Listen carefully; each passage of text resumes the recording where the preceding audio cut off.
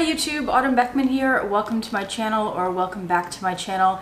My channel is all about luxury on a budget, so if you're into that sort of thing, make sure you subscribe, like the videos that you enjoy, and click the bell notification icon to be notified when I post a new video.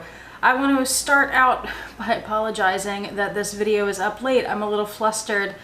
I got up this morning to film. Y'all know from my last video that I've been really pressed for time, being the beginning of the school year, and it's very busy for us teachers. So I got up early to film, got up around 6 o'clock, and one of the first things I do is check my email, and this is 6 o'clock Central Time, and that's when Jill Maurer's videos always go live. She's doing a video a day for the year 2019. Had to remember what this year was. That's how flustered I am. And her video today was about agate. Agate, that's what my necklace is. And by the way, she pronounces it wrong. She says agate, which is a hideous pronunciation. Agate sounds so much prettier, and that's how I've always said it. You would think that someone who designs jewelry would know how to pronounce agate correctly, but apparently not. The reason that I was surprised, upset, flustered to see her do this video is this necklace I purchased for myself a few weeks ago, and the day that I purchased it, I sent her a photo of it because I thought it was just gorgeous. All different kinds of agate in there, and I thought she would like it too, so I sent her a photo of it via text message, and she didn't say a whole lot about it. Like, I don't know, I felt a little snubbed or something. I don't know if she doesn't want me talking about jewelry on my channel because that's like her thing. I'm not sure. But she didn't say much about the necklace, and then suddenly now she's coming out with a video about agate, and I feel like, you know, her doing a video a day. I mean, I do 3 videos a week, and it's kind of hard to come up with ideas all the time. I mean, I have a bunch because I prepare ahead. I have enough easily to go through the rest of this year. I've shown you guys that before, but I guess she's running out of ideas and has to steal them from people. So that left me a little flustered, and now it is 9 a.m. and I'm just finally getting around to posting this, which is why it's going up late. Also, I have to say, you know, if you've been watching her videos lately, she keeps bringing up me and Donnie. I never realized that Jill was such a jealous person. I mean, I thought I knew her, and apparently giving her my phone number was a mistake because for the last week or so, she's basically been harassing me via text message. She keeps sending me texts, and I have proof.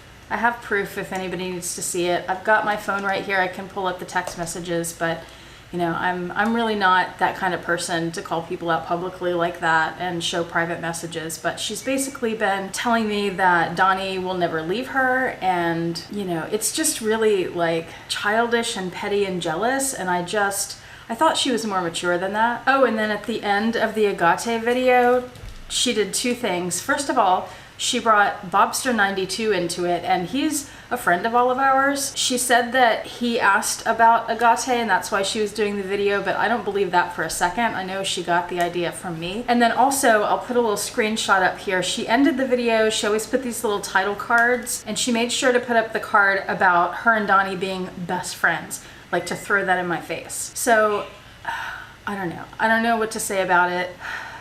I'm just really flustered, and I don't know, I thought our relationship was better than that. I thought she was better than that. But anyway, I just had to get that out of my system, and now I'm gonna get into the meat of this video. And this video is actually, I got the idea from her. Oops. This is a wish list, but it's unicorn items, and I decided to go ahead and make it a tag. I looked on YouTube, I didn't see anybody else having done something like this as a tag. So if anybody has, like, let me know, I guess. But I did a quick search and I didn't see any videos like this that were tags. So it's a unicorn handbag tag, and I'm including a lot of SLGs and other items too, not just handbags. So just thought it was easier to title it a unicorn bag tag. And what that means is just items that you feel like are impossible for you to acquire for one reason or another. popular. So maybe it's something that they just never come on the market, or maybe it's something that's so outrageously priced. Whatever your reasons are, you figure that out for yourself. Just like luxury meaning different things for different people, unicorn means different things for different people too. So what I'd like people to do with the tag is first start off with items that are currently in your collection or that you've had before that are unicorn items. If you already have items that have been on your unicorn wish list before. I have a few and I'll show those in a second. And then go through your wish list of other unicorn items that you feel like you're never going to acquire for one reason or another, but you would love to be able to acquire. I have a list of 10 of those, but if you decide to do the tag, you can do any number you want. I don't care if it's one, it doesn't matter. Your video, you do what you want with it. And if you don't have a YouTube channel, just leave in the comment section what your unicorn items are. All right, I'm gonna go ahead and jump in and get started here. These are some items that I thought I would never be able to acquire because they're so hard to find or they were so overpriced, but that I have been able to add to my collection. And these are all bag charms. This one is just a plain vachetta bag charm, and what makes it a unicorn for me is that New York stamp. You may know Louis Vuitton has stamps for different locations, and you have to be in that location at a particular store in order to get those stamps. I used to live in New York, so I really wanted this particular New York stamp with the apple, and I was able to find it on eBay for a good price, a decent price. I think it was $225 or something. And to me, I thought that was worth it because it's a lot cheaper than booking a flight and hotel and all that to New York. So that worked out well for me and I'm really happy I have it. It's a special piece for me. Another unicorn piece I recently added, this one is very hard to find, is the turquoise bag charm from Louis Vuitton, or turquoise luggage tag from Louis Vuitton. It hardly ever comes on the market, and when it does, it's very expensive, but I happened upon it and I got it for a good price. Same thing with this next bag charm, the Nightbird bag charm. I looked for this for years. I'd only ever seen 2 of them come up for sale and they were way overpriced. I think they were both over $600 and I got this at a much more reasonable price on Fashionphile, much closer to retail. I think it was around $300. So those are my unicorn pieces that I was able to find. Now let's get to the ones that I'm still on the hunt for, and I feel like I will probably never find them. The first one is actually kind of easy to find. It does come up fairly often. It is the Louis Vuitton clay in the groom animation in the yellow color. I have seen this come up, but it's very rare to see it come up and to see it in excellent condition where there's no chipping and no wear to the hardware, and to see it at a great price. That's something that's really reasonable. For me, that would be around $300 or less. They tend to be priced higher than that when they come up. Item number 2 I've only seen for sale once, and I kind of wish I had purchased it when I saw it, although I think it was a different color than the one I'm going to show you. It's the Louis Vuitton Agenda PM, but it's one of the Kusama versions. They have a few different Kusama ones, or they had. These were limited editions that are no longer made.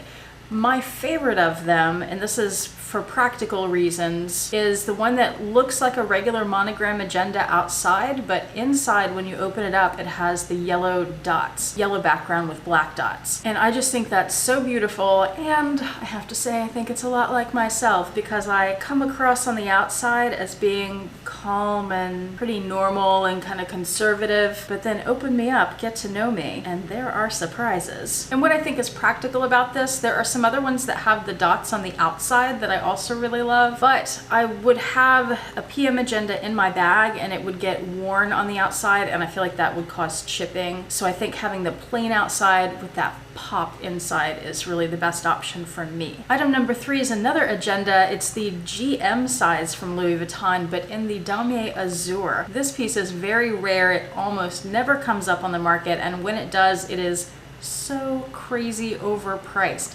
So the GM agendas currently go for, I think, about $775.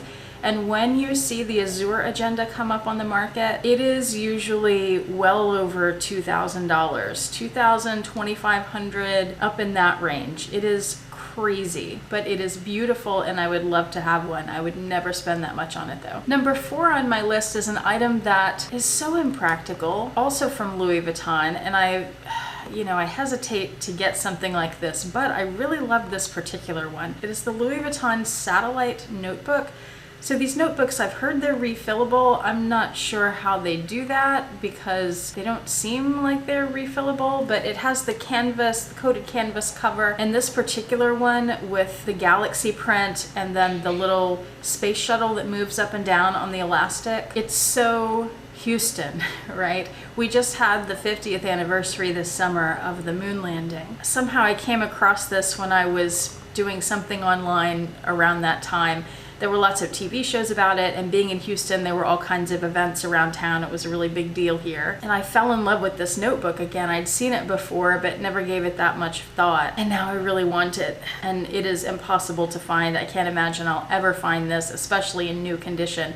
And then even if I got it, would you even want to write in it? I don't know that I would. I think I'd be afraid to write in it, but it's a gorgeous piece. Now, to go along with all these agendas and notebooks, I need a beautiful place to hold my pens, and something that has been on my Louis Vuitton wish list forever is the Louis Vuitton Expert pen case, and I cannot find them anywhere. They are impossible. They never come up on the market. I would love to have one of those if it ever came up at a decent price. Item number 6 I've told you guys about before. It is a scarf from Hermes, a big square scarf, and it is the Sauvage de Texas scarf from artist Kermit Oliver. He's the only American artist that has ever designed scarves for Hermes, and he happens to live in Texas. He's in Waco. I was reading an article before I did this video just to have a little more information to tell you about him. He's in his 70s and he works for the US Post Office and designs scarves for Hermes.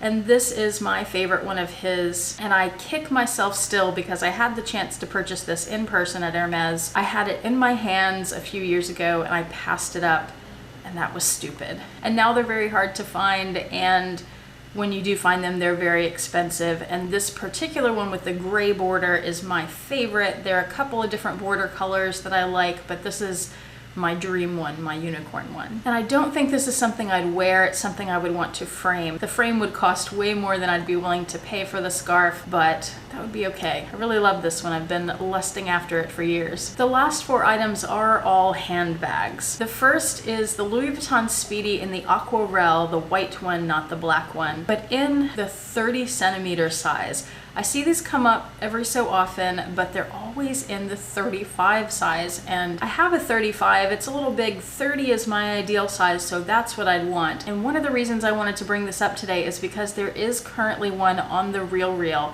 They have it for $2,600, which is a great price for it, and it appears to be in excellent condition. I think the description says very good. It also says there's residue in the interior. I want to let you know if you're interested in that bag. They say that on almost every bag. It's like a disclaimer. They always say residue in interior, so ignore that. Look at the pictures. It looks spotless. They actually have some decent pictures of it, and click my link below and search for it and you'll be able to find it. It is gorgeous and it will go fast, so if you want it, click my link and go buy it. Item number 8 on my unicorn bag list is this Chanel reissue. It's the 226 size. I think I'd really prefer a 227, but I think this one only comes in 226, and it is studded.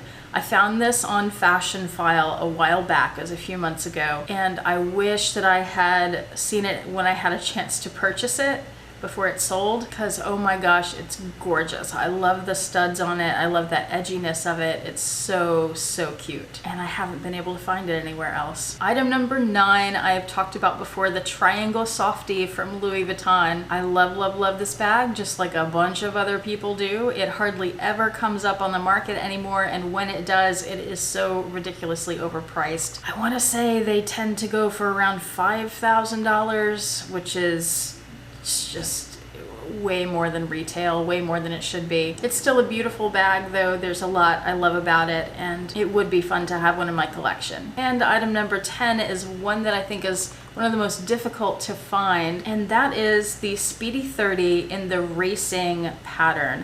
Now, this one is blues and reds. Red is not a color I like very much, so I'd really prefer the Speedy 30 in this green and blue pattern on the Alma, And I like that black and white handle. Leo Lion LV has that Alma, as I'm sure you all know. It is gorgeous, and if I could take that color pattern and get it on the Speedy, I mean, it does make sense that a racing bag would be on the Speedy, right? That would be a unicorn bag for sure. Well, that's my list. I hope that you will do the tag. I am going to tag several people here. I'm gonna start because she'll do it anyway since she clearly steals my ideas. I'll start with Jill Maurer.